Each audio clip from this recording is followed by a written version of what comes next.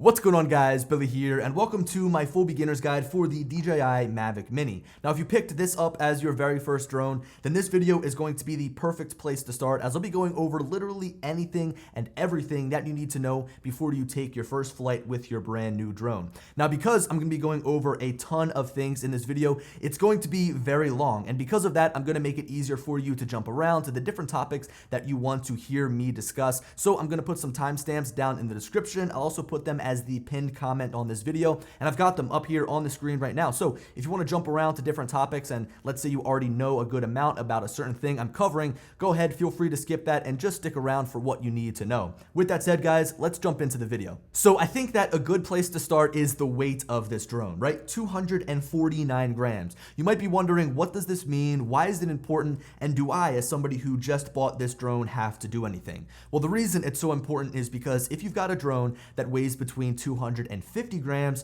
and 55 pounds, then you need to register yourself as a drone operator with the FAA. You don't actually register the drone itself, you register yourself as a drone operator, but this is 249 grams, so you won't have to register with the FAA if this is the only drone that you're flying, because it comes under that lower limit of 250 grams. Now, this doesn't mean that you can't go and fly this drone wherever you want. You do have to abide by the rules that the FAA has put into place. I'm going to put a full list up here on the screen, but just to name a few: you can't fly over 400 feet, you can't fly over people, you can't fly out of the line of sight, the visual line of sight. There's a few other rules you'll have to follow with this drone, but just remember, it's important that you don't actually have to register with the FAA. So I hope that helps you better understand, I guess, the Mavic Mini's relationship with the FAA. So if you picked this up as your first drone, you need to know two things. Yes, you need to follow the rules and regulations the FAA has put into place about drone operation, and no, you don't have to register yourself as a drone operator with the FAA. So I hope that helps.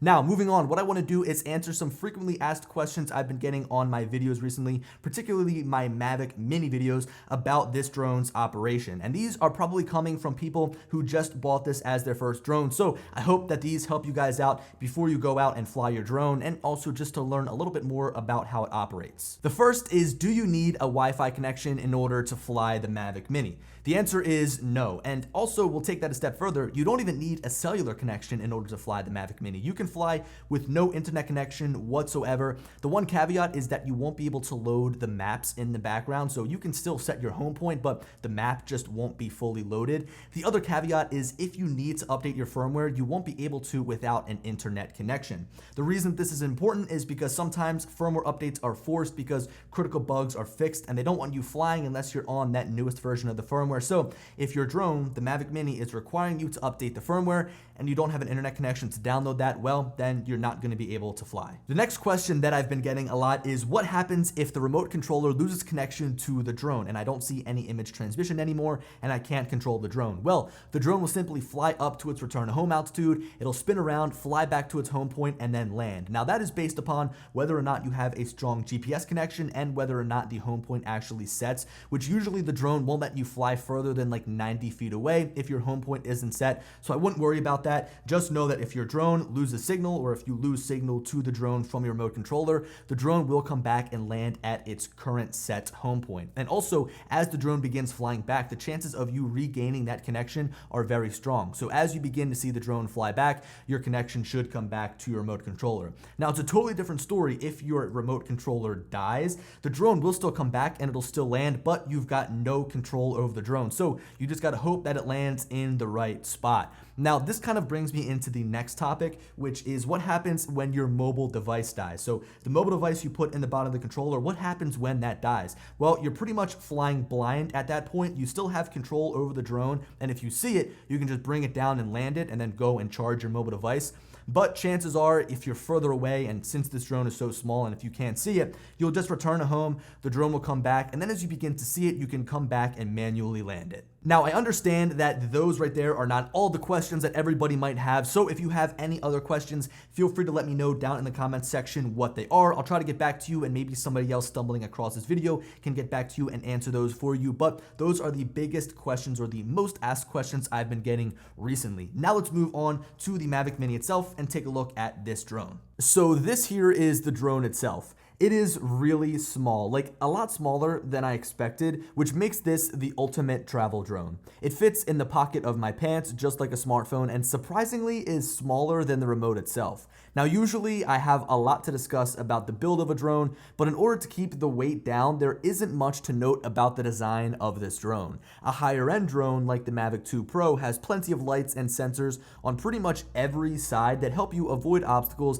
and spot the drone, whereas the Mavic Mini has none to accommodate the lighter weight. You'll actually notice that on the front here, where the forward obstacle avoidance sensors would be located on any of the other Mavic drones, is actually just covered in plastic. These are here purely for design. Alright, so to open up this drone, we want to start by swinging out the two front arms, and then we want to swing the back two legs into place. One thing to note is that I would be careful opening up these legs because they feel a bit flimsy, and if you're too rough, they start to bend and give when you apply any pressure. And that's kind of the thing to note about this entire drone. It seems that DJI has made this out of cheaper, more lightweight plastic in order to accommodate the light weight. Okay, so walking around the drone, the top is clean with the DJI branding at the bottom. On the sides, there are two smaller vents that allow heat to exit. Usually there is a lot more to talk about on a drone, like LED lights on the arms or sensors on the front and sides, but remember, they had to scrap a lot of that stuff out to save weight.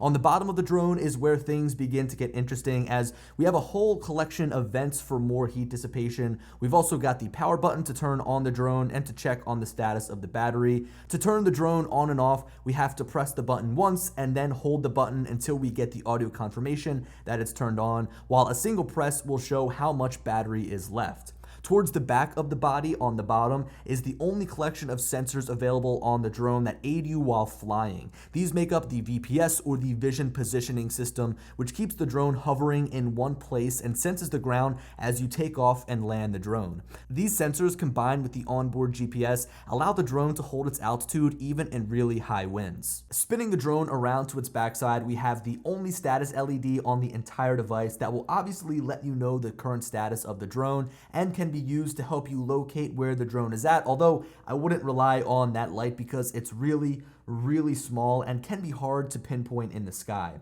We also have two forms of I/O back here, one micro USB port for charging the battery and a micro SD card slot for saving the photos and videos that you shoot.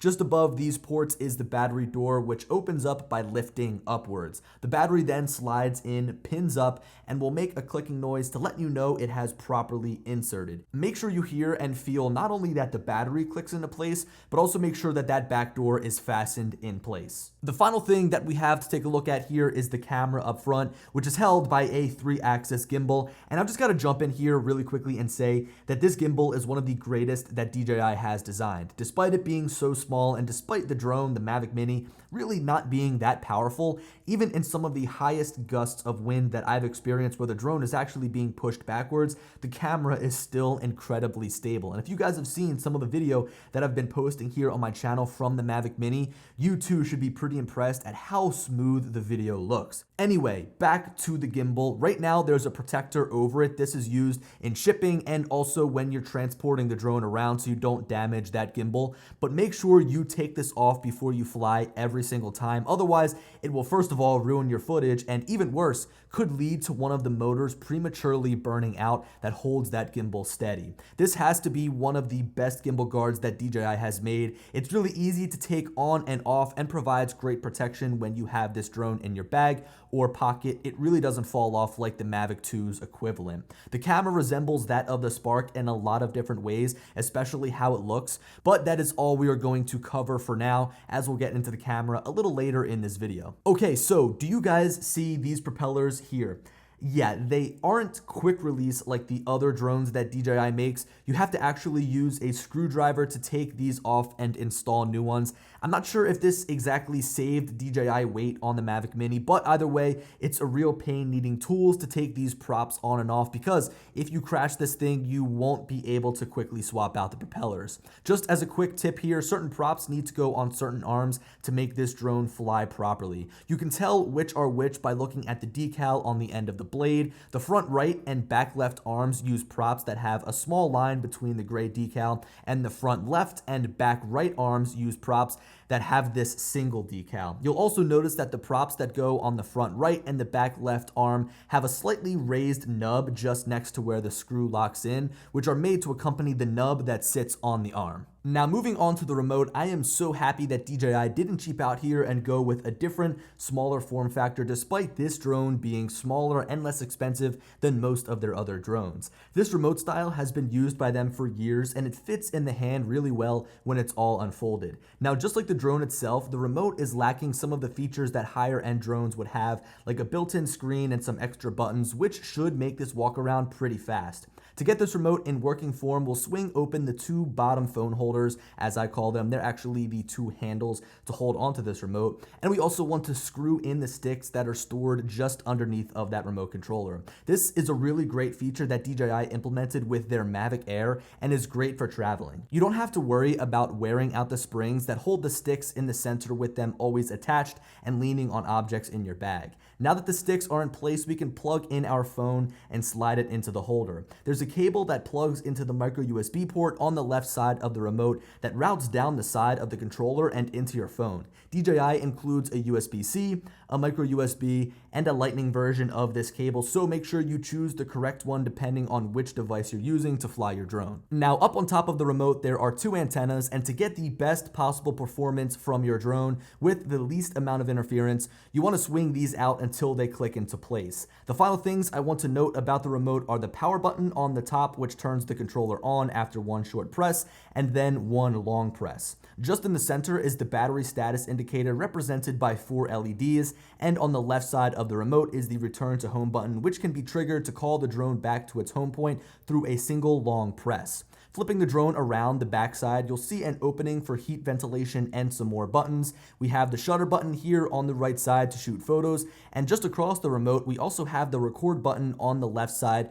to start and stop video recordings. Just under that record button is a wheel that is used to pitch the camera up and down so you can angle the drone's camera whichever way you want in order to get your shot. The rest of the remote is pretty much bare plastic space, which is a shame because anyone flying this drone could seriously benefit from a sport mode switch, some custom buttons mappable within the app, and maybe even a USB port, like a full-sized USB-A port on the backside here for connecting an iPad, just like we see on the remotes that come with the other drones. The overall grip of this controller is really great though, as always, and there's really nothing to complain about. Aside from the drone and the remote, we also get a lot of things that come included in the Fly More combo, like the 360-degree prop guards, which fully cover the props during flight. We get extra propellers, extra screws, and a screwdriver to install those propellers, 2 extra sticks for the remote controller in case you lose yours, 2 micro USB cables, an 18-watt wall adapter, some different cords to connect different smartphones to your remote controller, 3 total flight batteries, and a charging hub, which I want to touch on here for a second. All 3 batteries are able to slide into the top, and then the hub delegates power to charge one battery at a time, starting with the battery that is closest to being fully charged, so the one with the most amount of juice. On the right side of the hub is a micro USB port for charging, so you can charge this thing through any USB port that you have, which is nice opposed to a proprietary port that we see on a lot of other drones. You'll see that there is also a full-sized USB-A port and a power switch, which allows this hub to act as a battery pack to charge other devices, whether that be your phone, your remote, or really just anything that charges via USB. This is the most powerful hub that DJI has made for their consumer level drones, and it's ironic that it's for their lowest end drone that they offer. All right, so if you have made it this far in the video, then I applaud you because we've covered a whole lot of information. We touched on the 249 grams FAA thing. We answered some frequently asked questions. We covered the Mavic Mini, the drone itself, walked through what some of the different things on the drone do and what they mean. We've also walked through the remote controller and how that operates. Now we've got to go and take a look at the DJI Fly app because we're almost ready to fly, but we've got to get things set up. Now, most of this process is really straightforward considering you have to check off boxes and input information. They actually made it a lot easier through this app, the DJI Fly app. All I had to do was activate the device and bind my account, which I already signed into when I first downloaded the app, and I was ready to fly. I was waiting to be prompted with more information, but other than the optional flight tutorial, I was just ready to go. They made it really simple. simple. Now, typically when you unbox your DJI drone, whether it be an Inspire, Mavic, Mavic Mini, Phantom, the remote controller and the drone come connected out of the box. You don't have to do anything, but I've had instances where they just unpair and they're not connecting to each other. So in order to enter the linking process to link the drone and the remote controller, we'll go into the DJI Fly app, and then we'll tap on the three dots in the top right corner, move over to the control tab, and then scroll all the way down to where it says connect to aircraft. You can also enter this linking process by holding the power button and the return to home button for 5 seconds until you hear the audio confirmation from the remote that the process has begun. To complete this process on your drone, hold the power button for 5 seconds until you hear audio confirmation that the process has begun. Just wait a few seconds and then the connection will be established. Now, once you take this drone out of the box and once you plug in your mobile device to the remote controller and boot up that Fly app, you're most likely going to have to update the firmware. And the good thing about the Mavic Mini is it makes updating the firmware very easy. So right there within the DJI Fly app from its home screen, it will prompt you to update right here in the top left corner on that home screen. But if you aren't seeing that, then you can manually check for an update by selecting the red text in the top left corner that shows you have an update ready to be installed, or you can tap on the three dots in the top right corner, head over to the About tab, and then select Check for Updates right next to your firmware version. This is also another way to check what version you're actually on if you want to double check. Now, something that you must do before you fly your Mavic Mini for the first time is calibrate the IMU sensor and calibrate the compass sensor, both of which I covered in a separate video. I'm going to leave a link to that down in the description. It'll be in that Mavic Mini series or that Mavic Mini playlist. Also, I'm going to put a link in the top corner if you guys want to go ahead and check out that video. You guys really need to make sure both of these sensors are calibrated before you fly for the first time to make sure that your drone operates properly. Alright, so guys, by now you're probably itching to fly your Mavic Mini, but before you do so, I want to end this video off with some tips and tricks that I can give you guys and some settings I think you should change within the DJI Fly app. First, we'll tap on the three dots in the top right corner and head over to the safety tab. First, I want to make sure that your return to home altitude is set properly. So this is the height that the drone will fly back to you at. On average, I keep mine at around 150 feet, but this might change for you depending on the setting of where you're flying at. So I guess just be aware of your return to home settings before each flight. Now, moving on, I would jump over to the camera settings, go down to advanced settings, and then enable that center point. You'll see here on my home screen, I have this cross in the middle, which greatly helps framing with photos and videos. Turning on the histogram is also a good idea to monitor your exposure level and to make sure that your shot isn't too bright or too dark, so whether it's too overexposed or too underexposed. Now, my final recommendation would be to jump over to the transmission tab and set your channel mode to auto. This will allow the drone to automatically select the channel with the least amount of interference for you. You don't have to worry about changing that in the background. You just have to worry about flying your drone and shooting the photos and videos that you want to. So guys, that pretty much wraps up my full beginner's guide for the DJI Mavic Mini. I know I went over a lot. I know there's a lot to learn and a lot to digest, especially if you're coming in and flying the Mavic Mini as your very first drone. And chances are, actually might not have even answered your question in this video because there's simply too much to cover. So go ahead and check out the playlist I have in the description that holds all of my DJI Mavic Mini videos, and chances are one of those videos is going to have the answer to your question. Just go ahead and check out the titles of each of those pieces of content. Anyway, guys, I hope you learned, I hope you enjoyed, and as always, I'll talk to you later. Peace.